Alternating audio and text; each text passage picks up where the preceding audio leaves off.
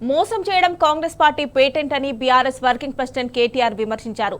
కాంగ్రెస్ మోసాలతో 2024 ప్రారంభమైందని, వంచనతో ముగుస్తోందని చెప్పుకొచ్చారు. వచ్చే ఏడాది కూడా దగాతో ప్రారంభిస్తారని తెలిపారు. మరో 4 ఏళ్లు ప్రజలను మోసం చేయాలని కాంగ్రెస్ పార్టీ అనుకుంటుందని వివరించారు. రేవంత్ పాలనలో సోషల్ మీడియా యాంటీ సోషల్ గా మారిందని విరుచుకుపడ్డారు.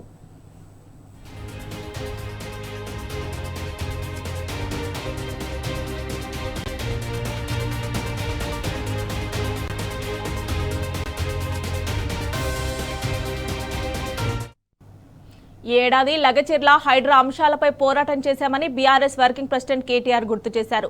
ప్రభుత్వ విధానపర లోపాలను ప్రజల ముందు ఉంచామన్నారు. 6 గ్యారెంటీల గురించి కాంగ్రెస్ పార్టీని ప్రజలు నిలదీస్తున్నారని వివరించారు. కాంగ్రెస్ పార్టీ ప్రజలను సంక్రాంతికి మరో మోసం చేయబోతోందని తెలిపారు. రైతు భరోసా ఇస్తామని రైతులను వంచనకు గురి చేసిందని తెలిపారు. బీసీ రిజర్వేషన్లపై రేవంత్ సర్కార్ చిత్తశుద్ధి లేదని కేటీఆర్ విమర్శించారు. కాంగ్రెస్ పార్టీకి చెందిన నేత కోర్టులో పిటిషన్ వేస్తారని గుర్తు చేశారు. 2024 ఏడాదిని రేవంత్ సర్కార్ దోకా సంవత్సరంగా మార్చిందని కేటీఆర్ గుర్తు చేశారు.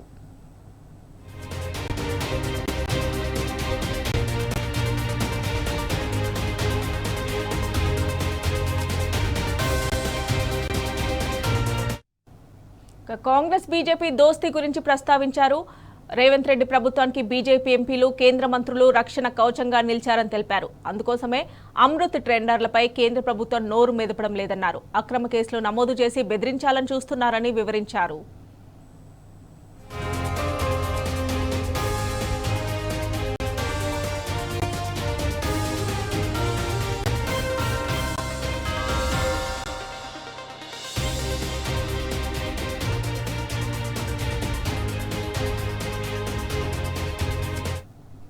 ఈ కార్ రేసింగ్ వ్యవహారంలో మంత్రిగా నిర్ణయం తీసుకున్నానని ఆ రోజే చెప్పానని కేటీఆర్ మరోసారి స్పష్టం చేశారు.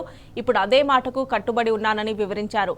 ప్రొసీజర్లో తప్పులు ఉంటే ఎన్నికల కమిషన్ను అడగాలని కోరారు. ఇదే అంశంపై రేపు కోర్టు ముందుకు వస్తుందని తెలిపారు. ఈ కార్ రేసింగ్ అంశంలో అవినీతి జరగలేదని, ఆ విషయం వారికి కూడా తెలుసన్నారు. ఇటీవల జరిగిన చిట్చాట్లో అవినీతి ఎక్కడ జరిగిందని అడిగితే సీఎం రేవంత్ చెప్పలేకపోయారని పేర్కొన్నారు. ఈ కార్ రేస్ అంశంలో ఎన్ఫోర్స్మెంట్ డైరెక్టరేట్ నోటీస్ ఇచ్చింది. ఇదే అంశం రేపు కోర్టులో ప్రస్తావిస్తామని కేటీఆర్ వివరించారు. మిగతా కేసులను ఈడీ పట్టించుకోవడం లేదన్నారు. ఈ కార్ కేసులో మాత్రం ఉత్సాహం చూపిస్తుందన్నారు.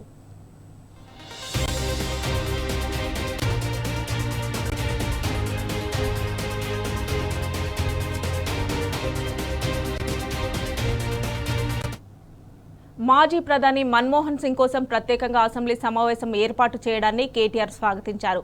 అదేవిధంగా మాజీ ప్రధాని పివి నరసింహారావును గౌరవించాలని కోరారు. పివి నరసింహారావుకు న్యాయం జరిగే వరకు పోరాటం చేస్తామని ప్రకటించారు. 2025లో బీఆర్ఎస్ పార్టీలో కమిటీలు ఉంటాయని కేటీఆర్ ప్రకటించారు. పార్టీ సంస్థాగత నిర్మాణంపై దృష్టి సారిస్తామని వివరించారు. సభ్యత నమోదు ఉంటుందని, అధ్యక్షుడి ఎన్నిక నిర్వహిస్తామని తెలిపారు. బీఆర్ఎస్ పార్టీ బహిరంగ సభపై ఇంకా నిర్ణయం తీసుకోలేదని స్పష్టం చేశారు.